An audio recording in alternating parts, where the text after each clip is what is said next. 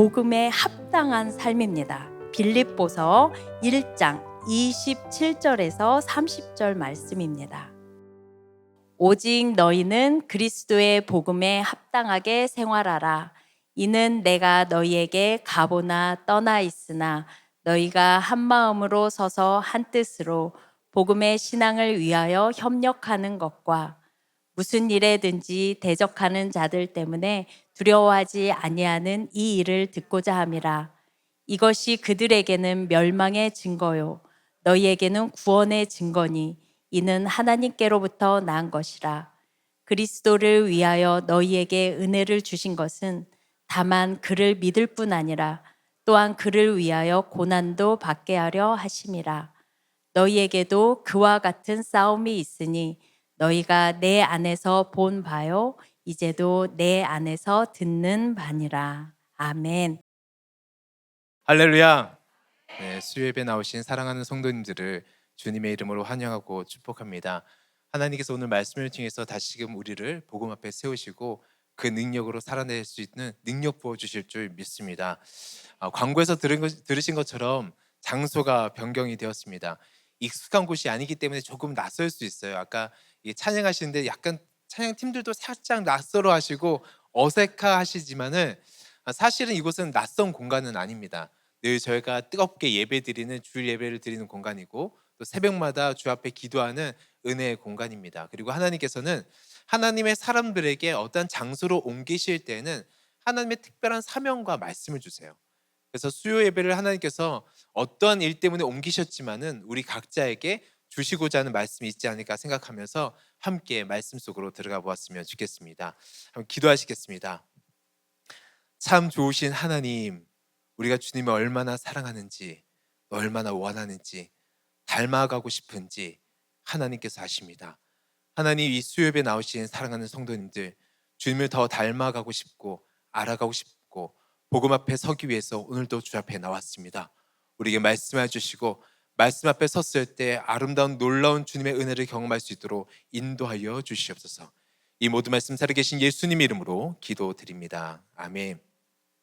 4월 달은 복음이라는 주제로 말씀을 나눕니다. 그리고 오늘은 복음에 합당한 삶이라는 제목으로 말씀을 나누고자 합니다. 복음, 말만 들어도 가슴이 뛰고 우리로 하여금 가만히 못 있게 합니다. 정말 복음이란 말만 들어도 찬양할 때 눈물이 나오고 손을 들게 하고 아무리 얌전하신 분들도 주 앞에 기도할 때 울부짖게 되는 것이 복음입니다. 하염없이 주님 앞에 섰을 때 복음이란 단어를 들으면 눈물이 흘리는 것도 바로 복음의 은혜를 알기 때문이죠. 사랑하는 성도님들은 이 복음의 뜨거움이 있으신가요? 오늘 이 복음의 뜨거움을 가지고 전도하다가 이제 로마 감옥에 갇힌 사도 바울이 많은 교회를 향해서 편지를 쓰면서 문안하고 있습니다. 그리고 오늘 특별히 빌립보란 도시에 있는 성도들에게 마음을 다해서 편지를 써서 그들에게 보내고 있습니다.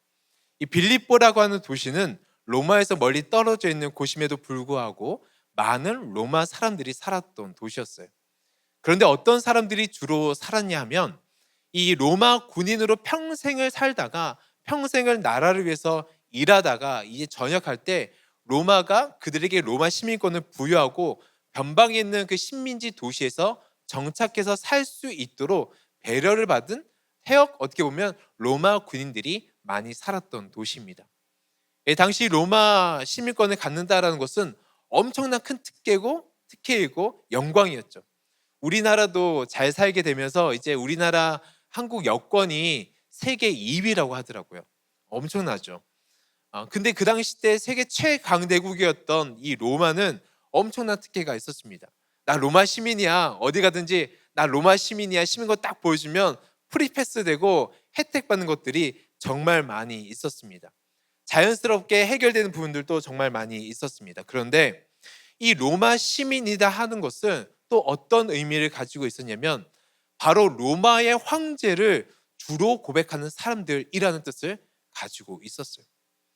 우리가 예수님을 주로 고백하는 것처럼 그들은 로마의 황제를, 시저를 주로 고백하고 따른다라는 뜻을 가지고 있었습니다.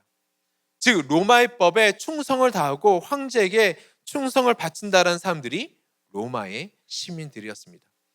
이 빌립보에 살고 있는 사람들은 자신이 로마 시민인 것에 대한 엄청난 자부심이 있었습니다.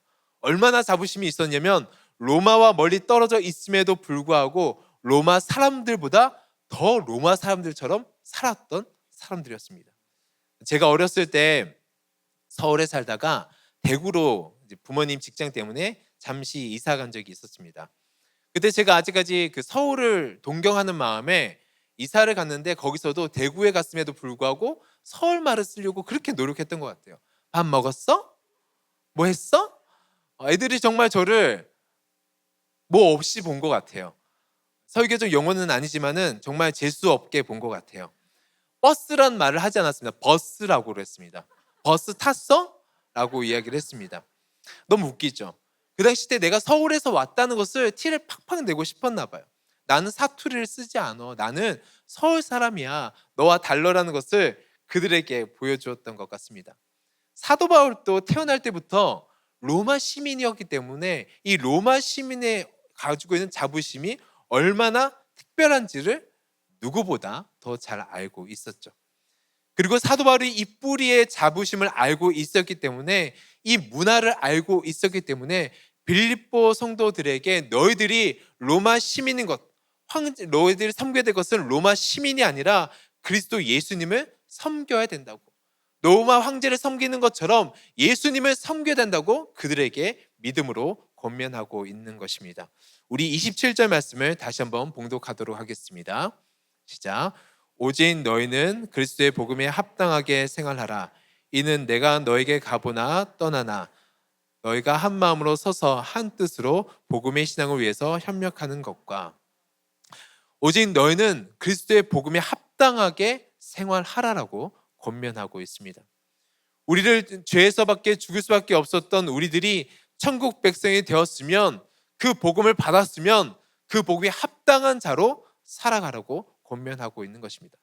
복음은 받은 것으로 끝나는 것이 아니라 정말 신기한 것은 복음은 받고 그 능력이 우리로 하여금 다시금 복음의 삶을 살도록 인도하고 움직이게 하는 힘이 있습니다. 처음 우리가 복음을 받을 때는 너무 좋다, 행복하다, 기쁘다, 너무 좋아요, 이렇게 좋을 수가 없어요. 마냥 그랬는데 정말 신기한 것은 신앙의 횟수가 자라날수록, 점점 주님을 더 깊이 알아갈수록, 복음의 깊이를 더 깊이 알아갈수록, 그냥 좋다가 아니라 그 사랑을 알아갈수록 이 무게가 얼마나 큰지를 우리는 깨닫게 됩니다. 이 말씀의 무게를 우리는 새삼 새롭게 느끼게 됩니다. 복음에 합당하게 생활하라. 무슨 말씀일까요? 여러분들이 로마의 시민인 것을 자랑스럽게 생각하는 것처럼, 로마 사람보다 더 로마 사람들처럼 살아가는 것처럼, 그 자부심을 느끼는 것처럼 오늘을 살아갈 때 천국 백성인 것을 기억하면서 그에 합당한 삶을 살아가려고 도전하고 있는 것입니다. 사랑하는 성도 여러분, 여러분들은 복음에 합당한 삶을 살아가고 계신가요? 사도 바울은 복음을 깨닫고 그의 인생은 완전히 변했습니다. 그가 자랑했던 로마의 시민권도, 그 높은 학식도, 그의 모든 배경도 다 뒤로 하고 복음을 최우선시 여기는 삶을 살았던 것입니다. 그래서 로마서 1장 1절은 이렇게 자기를 소개하고 있습니다. 다 같이 봉독하겠습니다. 예수 그리스도의 종 바울은 사도로 부르심을 받아 하나님의 복음을 위해서 택정함을 입었나니, 사람은 자신이 가장 자랑하고 싶은 것, 자신의 정체성을 말해주는 것을 가장 먼저 소개합니다. 그래서 나를 소개할 때 저는 어느 회사를 다닙니다, 저는 어느 학교를 다닙니다, 저는 이곳에 속해 있습니다 라는 말을 먼저 하게 됩니다. 가장 자랑하고 싶은 것을 수식으로 넣죠. 그래서 우리 새로운 교회 성도님들은 저는 새로운 교회 다닙니다, 혹시 아세요? 한옥 목사님 아세요? 딱 이렇게 말씀하시는 것 같아요. 밖에 나가면서 새로운 교회 다녀요, 자랑스럽게 이야기하십니다. 그런데 혹시 그거 아십니까? 결혼하고 나면 사랑하는 아내를 만나고 사랑하는 남편을 만나면 어느 순간 수식어가 바뀌게 됩니다. 전 누구누구의 아내입니다, 전 누구누구의 남편입니다. 왜일까요? 너무 사랑하기 때문에. 그리고 자녀가 태어나면 또 바뀝니다. 전 누구누구의 엄마입니다, 전 누구누구의 아빠입니다 라고 이야기하죠.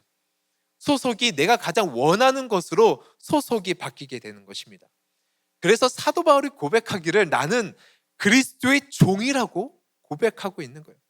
사도 바울이 쓴 서신서에 보면 복음 앞에서 철저하게 자신을 낮추는 것을 보게 됩니다. 어디까지 낮추냐면 자신을 죄인 중 괴수라고까지 낮추게 되는 것입니다. 이것이 자연스러운 거예요. 처음에는 복음이 나와 동등한 것 같지만 어느 순간 복음을 더 알아갈수록 복음은 올라가고 나는 그 복음 앞에 작아지는 것입니다. 어디까지 작아지냐면 복음은 높이 올라가고 나는 하나님 저는 죄인 중 괴수입니다까지 바울이 고백하고 있는 것입니다. 우리 사랑하는 성도님들은 내 옆 사람에게 어떻게 자신을 소개하고 있으십니까? 사도 바울이 자신이 예수 그리스도의 종 사도로 부르심을 받은 사람이라고 하나님께 복음을 위해서 택함을 받은 사람이라고 말하는 데는 한 가지 이유가 있었습니다. 바로 하나님의 복음을 위해서. 하나님의 복음을 위해서 복음 때문에 그는 종이 되기로 결정했고 복음 때문에 그는 사도가 되기로 결정했고 복음 때문에 그는 구별된 인생을 살기로 결정한 것입니다. 그러면 복음이 무엇인가? 복음은 바로 예수 그리스도이십니다. 예수 그리스도 그 기쁜 소식인 것입니다. 하나님의 아들께서 하나님께서 세상이 죄로 인해서 죽게 되었을 때 그 아들을 보내심으로 말미암아 우리를 살리시겠다라는 그 기쁜 소식이 복음인 것입니다. 할렐루야. 할렐루야. 이것이 우리의 복음입니다. 여러분은 이 복음의 기쁨이 충만한 삶을 살고 계신가요? 복음에 압도당하면서 살아가고 계신가요? 만약에 우리가 그 기쁨이 충만하다면 그 복음에 압도당한다면 우리는 그에 합당한 삶을 살아야 될 줄 믿습니다. 로마의 시민권을 가진 것처럼 그 시민권을 가진 것처럼 기쁘게 살아가고 있으면 우리도 천국의 시민권을 가진 것에 기쁘게 살아가야 될 줄 믿습니다. 로마의 충성을 다한 것처럼 우리도 예수 그리스도께 충성을 다해야 되는 것입니다. 로마의 법을 따르는 것처럼 우리도 예수 그리스도께 순종하며 그 길을 걸어가야 된다고 사도 바울이 이야기하고 있다라는 것입니다. 복음에 합당하다라고 할 때 이 합당하다라는 표현은 일치하다, 어울린다라는 뜻을 가지고 있죠. 복음과 매칭된다. 딱 보면 복음이 떠오르고 이 사람 보면 복음이 떠오르고 복음을 보면 이 사람이 떠오르는 것. 이것이 바로 매칭되는 것입니다. 저는 서로에게 그런 아름다운 도전을 줄 수 있는 수요 예배 예배자가 되시길 주님의 이름으로 축원합니다. 이분을 보면 복음이 떠오르고 또 저분을 보면 복음이 떠오르고 너무 아름다운 것 같습니다. 로마 시민인 것을 자랑스럽게 생각하듯 천국의 시민이 된 것을 기억하면서 거기에 걸맞는 삶을 살아가라고 사도 바울이 도전하고 있다는 것입니다. 사실 이 말씀 앞에 찔리지 않는 성도가 어디 있겠습니까? 그래서 우리는 이 말씀에 우리 삶을 조명하면서 돌아봐야 될 줄 믿습니다. 나의 생각과 내 마음과 나의 행동과 내가 숨겨놓은 속마음 가운데 정말 나는 복음과 어울리는 삶을 살아가고 있는지 우리는 살펴봐야 될 줄 믿습니다. 나의 삶 속에서 복음을 따르고 있는 삶의 증거가 나타나고 있는가? 예배 드릴 때는 그렇게 뜨겁다가 예배가 끝나면 차디차게 식어서 내 삶 가운데서 복음의 능력을 찾아볼 수 없는 삶을 내가 살아가고 있지 않은지 우리는 돌아봐야 될 줄 믿습니다. 저도 주님 앞에서 스스로에게 이렇게 질문해 보았습니다. 나는 정말 주님께 합당한 정말 주님의 길을 걸어간다고 하는데 복음에 합당한 삶을 살아가고 있는가? 정말 나에게 주신 그 복음을 기뻐하며 자랑하며 함께 걸어가자고 서로 도전하면서 말씀 전하면서 살아가고 있는가? 아니면 어느 순간 저의 말씀 속에 삶 가운데서 이 정도면 충분합니다, 그냥 이렇게 살아가면 됩니다라고 이야기하고 있진 않은지 돌아보게 되었습니다. 어느 순간 저는 예수님을 모시고 가는 나귀로서 걸어가다가 예수님이 아니라 그 환호 소리가 나에게 들리는 것 같아서 고개를 들고 있는 나귀가 되어 있지 않는지 한번 저의 삶을 돌아보게 되었습니다. 참 부끄러웠습니다. 제가 처음 목회자가 되어서 설교할 때가 생각이 났습니다. 이 원어를 살펴보면서 함께 말씀을 나누고 기도하는 사역은 어렵지 않았습니다. 하지만 제가 정말 못하는 것이 있었는데 그것은 바로 설교를 통해서 믿음으로 도전하는 것을 정말 못했습니다. 왜냐하면 저는 이제 목회자가 되기 전에 사회에서 회사 생활을 했잖아요. 그래서 직장 생활을 하기 전에 또 많은 아르바이트를 해보았습니다. 그래서 세상 속에서 살아간다는 것이 얼마나 힘든 것인지 그냥 알고 있는 것 같아요. 그래서 세상 속에서 힘들게 살다 오신 성도님들께서 이렇게 오면, 청년들이 오면 더 힘을 내서 기도하십시오, 복음을 전하십시오, 말씀대로 사십시오라고 도전한 것이 아니라 그냥 제 입에서 나오는 것은 아이고 수고하셨습니다, 아이고 오신 것만으로 충분합니다, 잘 오셨습니다라고 이야기하는 거예요. 그냥 그들 앞에서 그냥 오신 것만으로도 충분해요. 이것도 틀리지 않다라고 생각합니다. 하지만 정말 주님께서 원하신 것은 그거였을까? 하나님께서 제 마음에 감동 주시기를 설교는 너가 하고자 하는 것을 말하는 것이 아니라 하나님께서 말씀하고 싶은 것을 담아서 드리는 건데, 정말 나는 하나님의 음성을 담아서 설교를 하고 있는 것인가? 하나님께서는 세상 속에서 치열하게 살고 있기 때문에 더욱더 말씀대로 살아가라고 우리들에게 권면하고 도전하는 것입니다. 그냥 이 정도 살아도 괜찮아가 아니라 세상과 적당히 동거하면서 협력하면서 타협하면서 살아가는 것도 괜찮아가 아니라 우리가 섬길 분은 오직 예수 그리스도 한 분이라는 것을 계속해서 이야기하는 것입니다. 예배에 나온 것만으로도 충분한 것이 아니라 예배 가운데서 살아계신 하나님을 높여드리고 그분만을 예배하는 것을 하나님께서는 우리들에게 원하시고 계십니다. 적당한 거룩이 아니라 온전한 거룩으로 주 앞에 나가기를, 예배자가 되기를 주님께서는 우리들에게 원하시는 것입니다. 그것을 하나님께서 우리에게 도전하기를 원하시는 것입니다. 어렵죠. 하지만 이 길을 걸어가는 것이 바로 우리들인 것입니다. 여러분, 매일매일의 삶이 믿음의 결단을 내리는 삶이 아닐 수도 있습니다.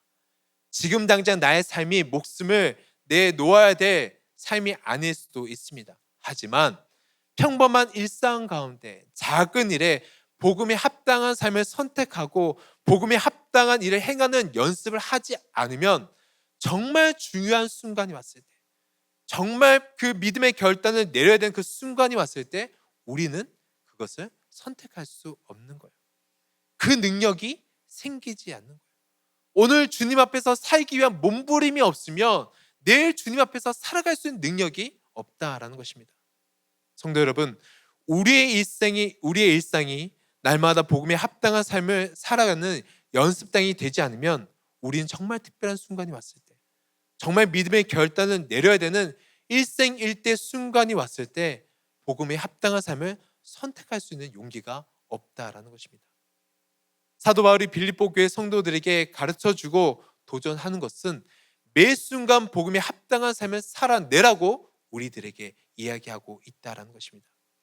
로마의 시민권을 가진 사람들이 내가 원할 때만 시민권을 가지고 내가 원할 때만 로마의 시민으로 살아가고 내가 분리할 때는 시민으로 살지 않는 것이 아닌 것처럼 우리가 원할 때만 천국 백성으로 살아가고 원치 않을 때는 그냥 아닌 백성으로 사는 것이 아니라 그들이 로마 백성인 것을 늘 로마 백성으로 살아가고 자신의 모든 것을 다 바쳐 로마 황제를 위해서 살아간 것처럼 살아가는 여러분의 삶 가운데서 바로 천국 백성으로서 그렇게 살아가야 된다고 사도 바울이 우리들에게 권면하는 것입니다. 저는 이런 믿음의 결단을 내릴 수 있는 저와 여러분 되시길 주님의 이름으로 축원합니다. 그렇게 살아갈 때 복음의 능력을 맛보게 될 줄 믿습니다. 우리 27절 말씀을 다시 한번 봉독하겠습니다. 시작. 오직 너희는 그리스도의 복음이 합당하게 생활하라. 이는 내가 너에게 가보나 떠나 있으나 너희가 한 마음으로 서서 한 뜻으로 복음의 신앙을 위하여 협력하는 것과 복음에 합당한 삶을 살아가는 것이 어떤 것인가? 바로 복음을 위해서 협력하라는 것입니다. 하나가 되라고 우리들에게 이야기하고 있습니다. 복음의 삶을 살아가는 것은 참 광범위한 것을 포함하고 있습니다. 하지만 오늘의 말씀에서는 바울이 빌립보 교인들에게 도전하는 그 말씀 안에서 복음에 합당한 삶을 살펴보도록 하겠습니다. 당시 빌립보 교회가 직면하고 있었던 문제가 있었습니다. 그중 하나가 성도들 사이에서 분열이 생긴 거예요. 다툼이 생긴 거예요. 거짓을 전하는 이들로 하여금 서로 편을 나누게 된 것입니다. 우리가 어떤 것이 하나님의 뜻인가, 어떤 것이 하나님의 뜻이 아닌가라고 쉽게 분별할 수 있는 방법이 있습니다. 그것은 분열이 생기면 그것은 하나님의 뜻이 아닐 가능성이 참 높습니다. 좋은 생각이지만 내가 가진 아이디어가 좋은 것 같지만 이것을 진행할 때마다 사람들이 상처받고 갈라지고 말이 많아지면 우리는 그 일을 중단해야 됩니다. 그런데 어설픈 것 같은데 이것을 진행했더니 사람들이 기뻐하고 좋아하고 행복해하면 그것은 계속해야 됩니다. 우리 교회에 정말 많은 사역들이 있죠. 근데 그 중 하나가 남성 사역이 있습니다. 어제도 이제 담임 목사님과 그 얘기를 했었는데, 이제 한우 목사님께서 남성들 사역을 하는데 모여서 공부하지 말고 그냥 놀으라고 했습니다. 건강하게 그냥 모여서 격려하면서 웃으면서 서로 놀라고 했습니다. 근데 신기한 거 뭔지 아세요? 남성들이 모이기 시작한 거예요. 공부를 안 해서 모일까요? 그렇지는 않습니다. 남성들도 공부하기를 좋아합니다. 머리 쓰는 거 좋아합니다. 근데 모여서 뭐 했냐면 서로 밥 먹었어요. 서로 그냥 운동했어요. 근데 그 안에서 어느 순간 서로 어떻게 주님 믿게 됐는지 교제가 일어나기 시작하는 거예요. 그리고 그렇게 하지 말라고 했는데 계속해서 일이 만들어지는 거예요. 그리고 그 안에서 행복해 하십니다. 남성 사역팀을 보고 있으면 어느 누구도 스트레스를 받는 분이 안 계십니다. 전 수요 예배팀도 그러리라 믿고 확신합니다. 할렐루야. 모일 때마다 기쁨이 넘쳐나고 모이기를 힘쓰고, 할렐루야. 분열은 하나님의 역사 가운데 일어나는 것이 아닙니다. 성령께서 거하시는 곳은 연합이 일어납니다. 저는 우리가 주님 안에서 하나가 되시길 주님의 이름으로 축원합니다. 몸은 각기 모양은 다르지만 머리를 중심으로 하나가 된 것처럼 복음이 들어오면 유대인이나 헬라인이나 이방인이나 어른이나 아이나 자매나 형제나 모두가 다 하나가 되는 것입니다. 남편과 아내가 하나가 될 수 있다는 것입니다. 어느 누가 이렇게 이야기해요. 남편과 아내는 하나가 될 수 없습니다. 아닙니다. 그것은 비성경적인 이야기입니다. 남편과 아내는 하나가 될 수 있다는 것입니다. 한 뜻으로 협력할 수 있다는 것입니다. 서로 협력한다는 것은 로마 군사들이 전쟁을 할 때 방패와 방패를 연결해서 서 있는 것과 같다는 것을 성경은 우리들에게 이야기하고 있습니다. 방패와 방패를 맞대고 서로 엇갈려서 맞대고 있기 때문에 어떤 것이 온다 할지라도 나는 힘이 약해도 서로 맞대고 있기 때문에 이겨낼 수 있는 거예요. 충분한 방어벽이 되는 것입니다.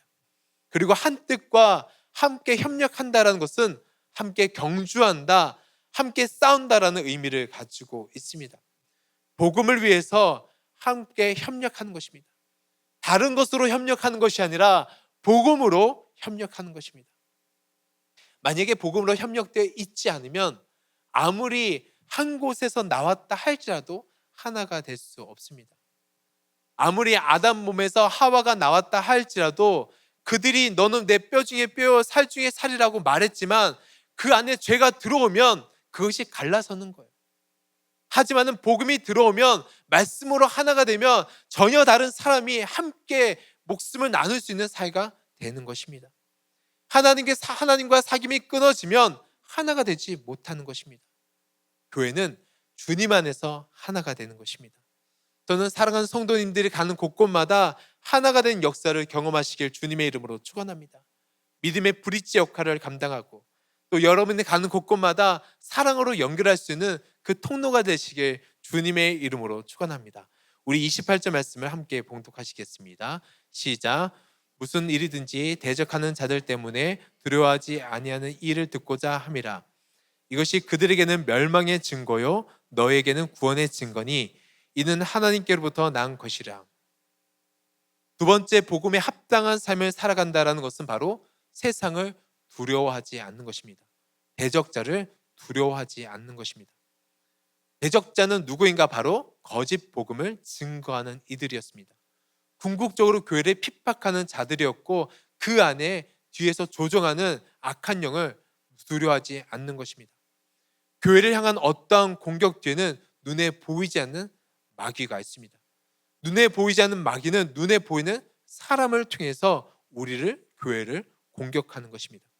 사실 초대교회 때 정말 많은 핍박과 어려움이 있었죠. 복음의 역사 가운데 단 한 번도 성도가 핍박을 안 받은 적이 없었습니다. 늘 핍박이 있었습니다. 내가 예수님을 믿는다라는 것만으로, 내가 예수를 믿겠어라는 것만으로 내가 오늘 죽어도 이상하지 않을 만큼의 핍박이 늘 있었습니다.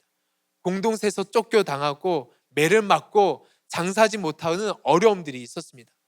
사실 멀리 가지 않아도 제가 어렸을 때, 제가 국민학교 때, 저는 국민학교 세대인데 국민학교 때 기도원에 가면 늘 간증이 그런 간증이었어요. 제가 집에서 예수님 믿는 것 때문에 핍박당했습니다. 남편에게 매를 맞았습니다. 어디서 쫓겨났습니다라는 이야기가 참 많이 있었습니다. 내가 예수님 믿는 것 때문에 정말 시어머니로부터 혹독한 시집살이를 했습니다라는 간증을 많이 들었습니다. 지금도 모양은 바뀌었지만 주님을 믿는 것 때문에 은근히 세상에서 왕따를 시키는 것이 있습니다. 점잖게 조롱해요. 비우는 태도를 보이기도 합니다. 그리고 신기한 것이 우리를 막상 공격하진 않는데 무언가 싸잡아서 신앙 공동체를 공격합니다. 무언가 돌려서 우리를 매도시키고 우리의 신앙을 업신여기는 것을 볼 때가 있습니다. 그런 일을 당하다 보면 우리 안에 이런 생각이 듭니다. 그냥 나도 말하지 말고 신앙생활 해야 되겠다. 내가 예수님 믿는 것을 말하지 않고 그냥 조용히 해야 되겠다. 그러면 핍박도 당하지 않지. 소극적으로 해야지라는 생각이 들 때가 있습니다. 그런데 바로 이것이 사탄이 우리들에게 원하는 거예요. 사탄이 우리들은 너희들 신앙생활 해 하지만 그냥 너 혼자 하면 돼 라고 우리들에게 이야기하는 것입니다. 하지만 사도 바울이 우리들에게 도전하는 것은 그 대적자를 두려워하지 말라고 이야기하고 있는 것입니다. 왜냐하면 그들의 결말은 사망이기 때문에, 그리고 우리는 구원이 임하기 때문에 두려워하지 말라라는 것입니다. 고통이 임한다 할지라도 담대하게 살아가라고, 담대하게 증거하라고 우리들에게 이야기하고 있습니다. 그런데 우리가 기억해야 될 것이 있습니다. 복음에 합당한 삶을 살기 위해서는 그만한 실력을 갖춰야 되는 것입니다. 믿음의 실력이 있을 때 그 모든 공격들을 이겨낼 수 있다라는 것입니다. 내가 예수님에 대해서 이야기할 때 정말 내 안에 하나님에 대한 지식이 충만했을 때, 복음에 대해서 이야기할 때 부끄럽지 않을 만큼, 밀리지 않을 만큼 증거할 수 있다라는 것입니다. 우리는 관심을 생기면 공부하게 되어 있죠. 관심이 생기는 쪽에 공부합니다. 살아가는 사람이 생기면 그 사람을 알아가고 싶습니다. 모두 다 경험이 있으시죠? 결혼하시기 전에 연애를 다 하셨잖아요. 안 하실 수도 있어요. 바로 중매로 결혼하실 수 있는데, 결혼하다 보면 남편이 원하는 것을 해주고 싶잖아요. 아내가 원하는 것을 해주고 싶잖아요. 그러면 연구하게 돼요. 알아가고 싶어요. 제가 어느 분과 상담을 하게 되었습니다. 이게 자녀 상담을 하기 위해서 그냥 사실은 자녀 상담이 주 목적이 아니라 이분과 어떤 이야기를 할까라고 생각하다가 그냥 이분도 자녀를 키우고 저도 자녀를 키우니까 자녀 이야기로 물꼬를 틀어야 되겠다 하고 해서 자녀 얘기를 던졌는데 그분 입에서 방언이 터지기 시작했습니다. 자녀에 대한 전문가였어요. 너무너무 잘 아셨어요. 목사님 어떻게 자녀를 키워야 됩니다. 이렇게 하시면 안 됩니다. 실패합니다. 라고 주저리 이야기하시는데 깜짝 놀랐습니다. 평소에는 그렇게 말씀이 많은 분이 아니셨거든요.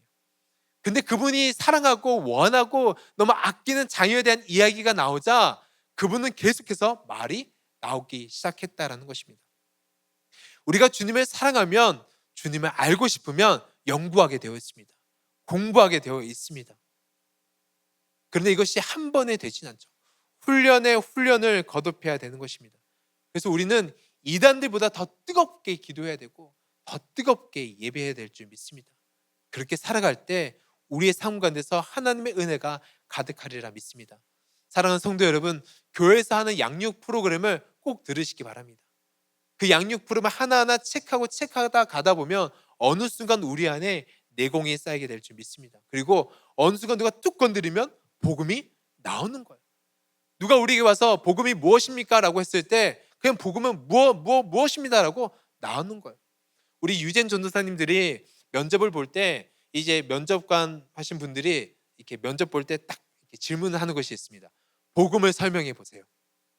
굉장히 순간 다 눈빛이 너무 어렵다 라고 생각하시는데, 복음은 우리 삶 가운데서 그냥 증거할 수 있어야 됩니다.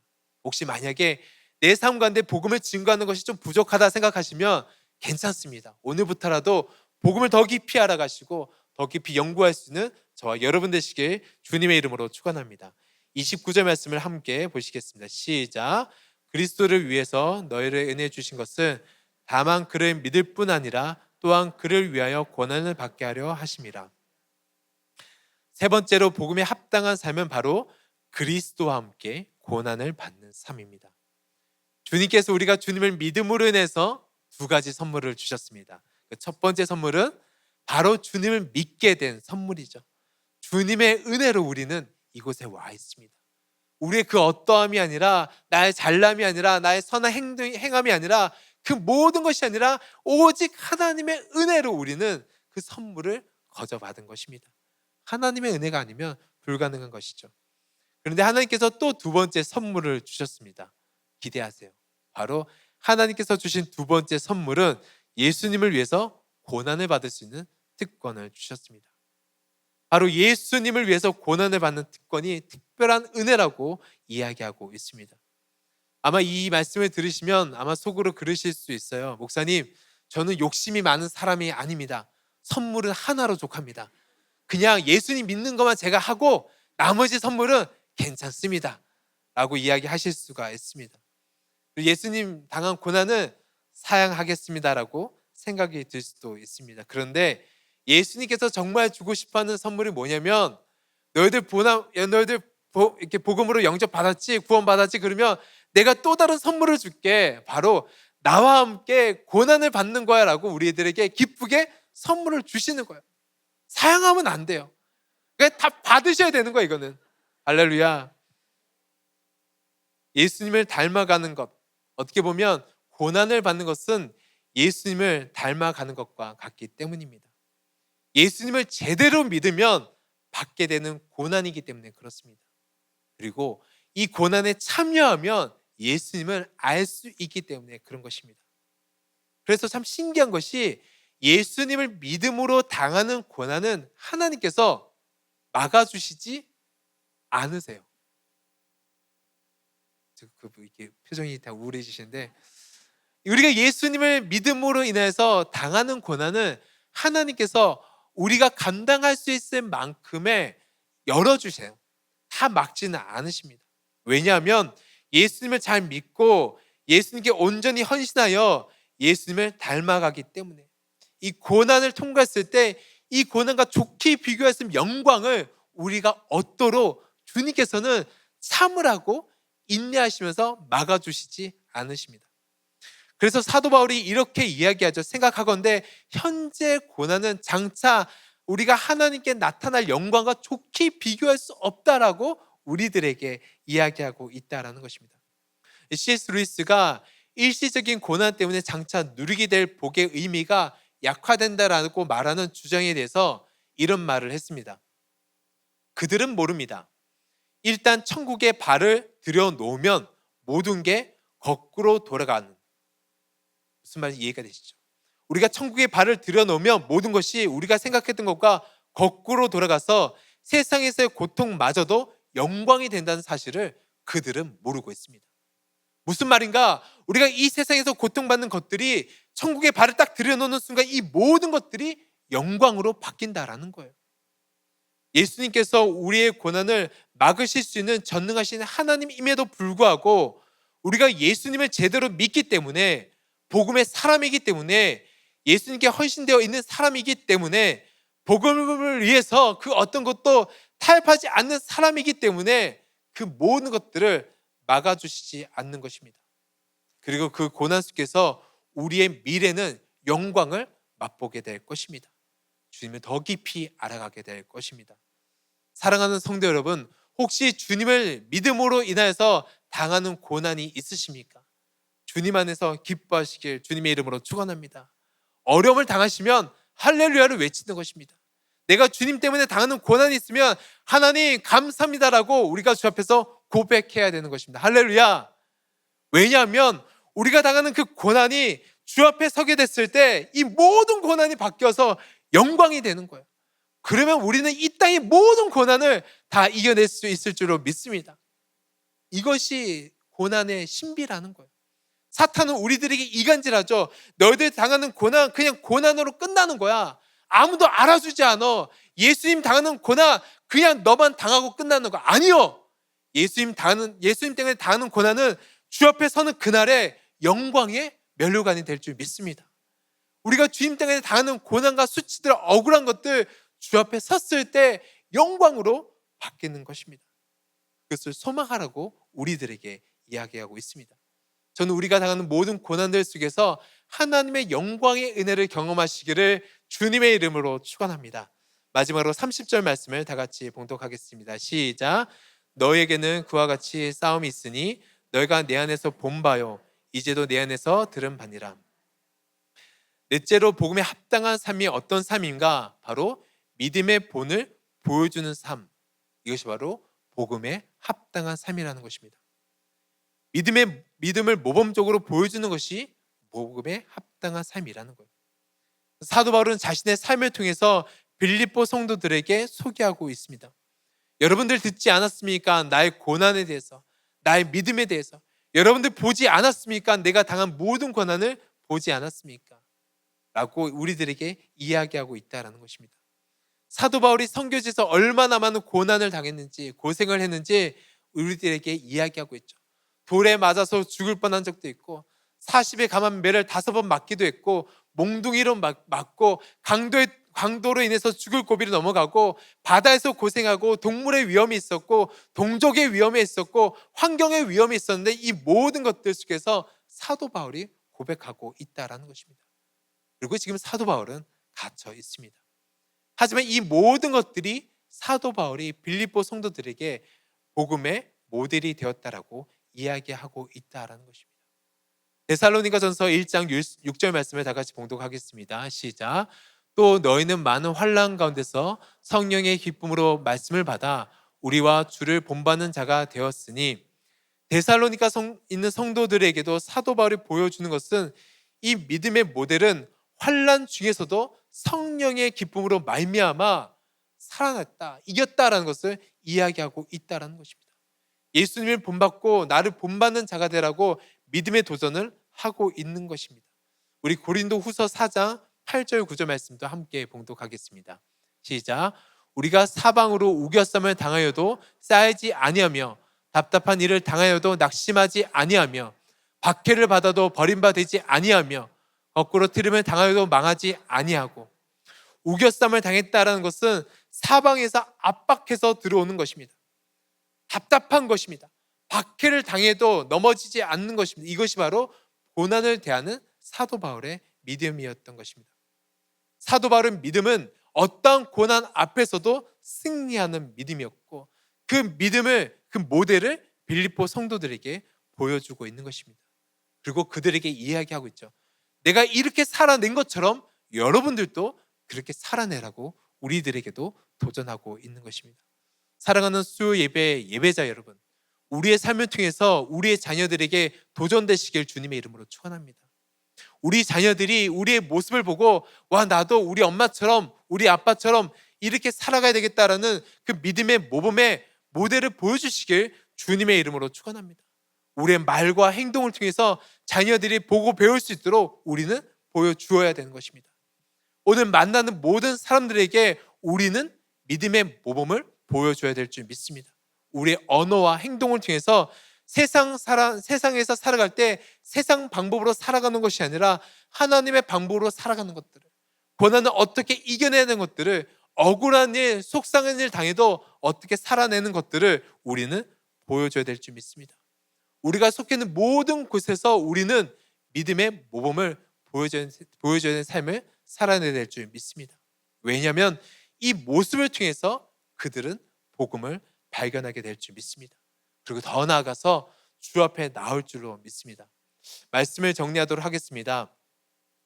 복음에 합당한 삶을 살아가는 것은 사실은 예수님께서 걸어가신 그 길을 걸어가는 것입니다.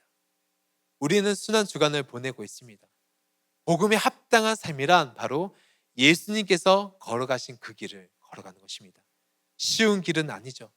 그런데 가끔 영화를 보면 누구를 사랑하면 그 어려운 길을 선택하잖아요. 모든 것을 버리고 한 사람을 위해서 그 길을 걸어가고 그 길을 걸어갈 때 행복해 하잖아요. 영화라서 그럴 수 있지만 사실 우리는 영화를 믿는 사람이 아닙니다. 왜냐하면 예수님께서는 실제적으로 그 길을 걸어가셨기 때문입니다. 정말 우리를 사랑하셔서 생명 주신 그 길을 걸어가신 것입니다. 사랑하는 모든 예배자 여러분, 우리는 그 길을 걸어가야 될 줄 믿습니다. 하나님께서 보여주신 그 길, 그 생명의 길, 복음의 길을 걸어갈 때 우리는 자연스럽게 복음에 합당한 삶을 살아갈 줄 믿습니다. 저는 그렇게 그 길을 걸어갈 수 있는 저와 여러분 되시길 주님의 이름으로 축원합니다. 함께 기도하시겠습니다. 사랑하는 주님, 우리의 삶이 복음에 합당한 삶이 될 수 있도록 인도하여 주시옵소서. 천국의 시민권을 가진 자로서 살아갈 수 있도록 인도하여 주시옵소서. 복음을 소유한 자로서 복음에 합당한 삶, 우리를 통해서 복음이 증거되는 삶을 살아갈 수 있도록 인도하여 주시옵소서. 이 모든 말씀 살아계신 예수님의 이름으로 기도드립니다. 아멘.